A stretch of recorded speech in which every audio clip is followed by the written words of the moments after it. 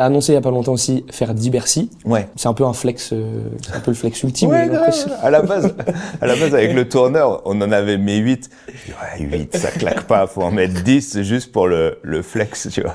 On fait 10 Bercy de suite en 2026. À bientôt. Je pense qu'on va faire un espèce d'événement où sur 10 jours, il se passe des trucs spéciaux dans Bercy, tu vois. Après, c'est dans 1 an et 2 mois, donc Oui, on n'a t'as pas encore tout, on n'a pas encore tout cadré. Et ça, on trouvait que c'était cool et que c'était un truc qu'on n'avait pas fait encore. Et en fait, donc on réfléchissait, on se disait qu'est-ce qu'on peut faire comme show impactant, tu vois. Quand je pense aux morceaux, je pense live. Et on a commencé à bosser la scéno. Et on s'est dit que le show qu'on veut faire sur cette tournée, il serait parfait dans Bercy. Je kiffe aussi les stades énormes et les trucs énormes. Mais là, sur cette tournée, on le voyait vraiment comme ça. Un peu comme l'album, il est plus personnel. Là, on se disait, on reste. Après, c'est Bercy, c'est quand même fat.